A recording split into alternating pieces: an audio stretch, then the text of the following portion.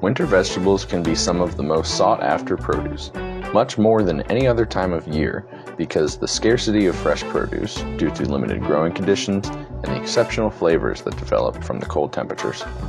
Because demand is so high at this time of year, you should have no problem selling anything you grow, and generally at higher prices than other times of the year. Season extension also allows for continued sales during the lean winter months, when most gardens are not producing. However, there are limitations to winter production that need to be considered before investing in the infrastructure and the work involved. We will go over the basics of winter growing, the challenges, and the advantages. Crop selection. Lower light levels and freezing temperatures decrease the amount of growth potential as well as limit the type of crop that can be grown. Selecting crops that are suited for the cold is the most important thing you can do to ensure a harvest. Examples include spinach, lettuce, hardy brassicas like collards, kale, and mustards, Asian greens, radishes and turnips, and baby greens mixes. Always select the varieties within each crop category that have the most winter-hardy traits. There are two categories of winter crops: cut and come again, and single harvest.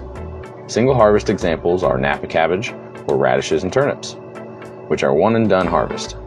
Cut and come again crops can be harvested on multiple times, like kale and cut lettuce. Single harvest crops can be planted in succession or replanted. Both can be direct seeded or transplanted, depending on what best suits your situation. Cut and come again crops take 3 times longer to regrow when daylight drops under 10 hours, so don't harvest too hard on them each time if you want a steady harvest more often. Timing is key. Because of low light and low temperatures, winter crops must be planted early in order to achieve maximum yields. Crops must be 75% grown by mid-November, or else your plants will remain small until the temperatures and sunlight increase. At that point, the plants will have little time to produce before they decide to go to flower. Start most crops as early as August or as late as the end of September for the most productivity over winter.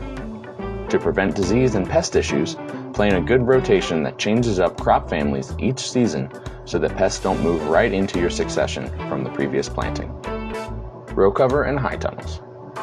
Most winter growers choose some form of cold weather protection that shields your cold-hardy crops from extreme weather. Types include straw mulch, row covers, cold frames, hotbeds, greenhouses, or high tunnels. Two of the most cost-effective types that we will focus on are row cover and unheated hoop houses or high tunnels. Row cover is a breathable fabric that can be draped over a planting, allowing light, air, and water to pass through, while trapping ground heat and buffering your cash crop from direct ice and cold that can damage it. Row covers can be left on your crops all winter long. High tunnels are made up of minimal metal or wood frames with a clear plastic covering, creating an indoor growing space. The plastic traps the heat while allowing sunlight to pass through. The plastic does not allow water to pass through though, so irrigation will be needed. High tunnels can range from $1,000 to $20,000 or more, depending on the size and extra features you need. Row covers can be used inside of a high tunnel to add extra protection during those extra cold nights.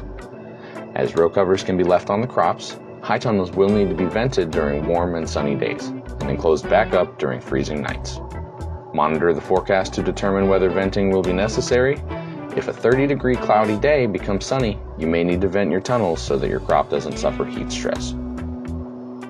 The main challenges of winter growing include slower harvest, wash, and pack times, more labor and infrastructure costs involved in protecting your crop during freezing weather, less yield than the summer months, there's less variety than the summer months, and you must work around the weather as crops may be frozen or cannot be harvested until they thaw. The main advantages of winter growing include fewer pests and diseases in winter, less irrigation is needed, crops remain fresher longer, crops are much tastier, and you can fetch a higher price with less competition and a very high demand.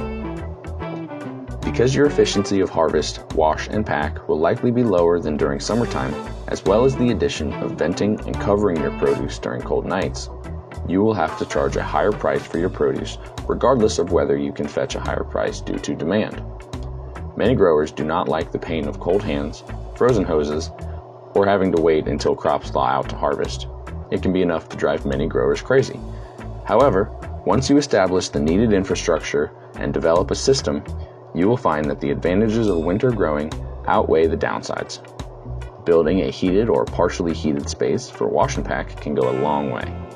We use our propagation house as our washing station during this time of year, and it makes a world of difference. Some growers have made a career out of strictly or mostly winter production. I like the ability to spread out my work and my sales to more months of the year instead of just squeezing it into 8 months. The winter season still slows down to a comfortable pace, but we continue to make sales to keep year-round employment.